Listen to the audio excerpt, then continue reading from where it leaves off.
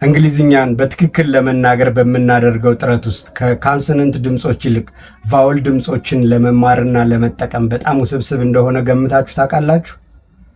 እንግሊዝኛ ሲጻፍ በ5 ቫውል ፊደላት ነው የሚጻፈው፣ 5 ቫውል ሌተርስ።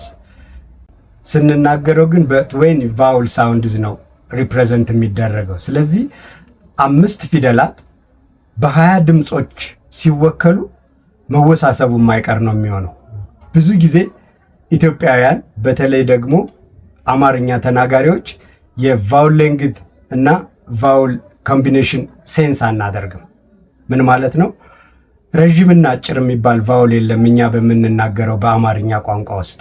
በኦሮምኛ ውስጥ ወይም የተወሰኑ ላቲን አልፋቤት በሚጠቀሙ ኩሼቲክ ላንጉጅ ውስጥ ሎንግ ኤንድ ሾርት ቫውል ስላሉ በተወሰነ መንገድ እነሱ ቫውል ሌንግዝ ሴንስ ያደርጋሉ።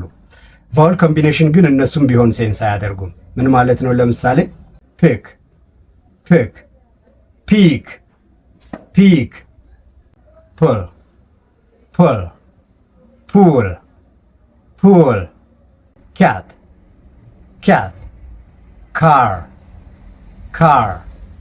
አሁን በሰጠኋቸው ምሳሌዎች ውስጥ ቫውል ሌንግዝ ዲፈረንስ አለ እንግሊዝኛ ላይ። ምን ማለት ነው? በመጀመሪያው ረድፍ የሰጠኋቸው ድምጾች አጭር ናቸው ወይም ዘና ተብለው ነው የሚነገሩት ማለት ነው። በሁለተኛው ረድፍ ያሉት ደግሞ ረዥም ቫውል ነው የሚጠቀሙት፣ ጠበቅና ረገጥ ተብለው ይነበባሉ። እነዚህን መረዳት ነው የመጀመሪያው የቫውል ድምጾች ባህሪ። ሁለተኛው ባህሪው ደግሞ አንድ ቫውል ድምጽ ለብቻውና 2 ቫውል ድምጾች ለብቻቸው አንድ ላይ እየመጡ ግን እንደ አንድ መቆጠር። እነዚህን ጥንድ ቃላት ልስጣችሁ። ሆፕ ወይም ሃፕ ብለን የምናነበው የመጀመሪያው ቃል፣ ሁለተኛው ግን ሄልፕ ይሆናል ማለት ነው። ስለዚህ ኦ እና አው አንድ ነጠላና ድርብ ድምጾች ያሉት ቫውል ድምጾች፣ ሁለቱ ጎን ለጎን ይመጣሉ። የተለያዩ ቫውል ድምጾች ናቸው። የመጀመሪያውን ቃል ፖፕ ወይም ፓፕ ብለን ስናነበው፣ ሁለተኛው ቃል ግን ፖፕ ይሆናል ማለት ነው። የመጀመሪያውን ቃል ጎት ወይም ጋት ብለን ስናነበው፣ ሁለተኛውን ቃል ግን ገውት ብለን ነው የምናነበው።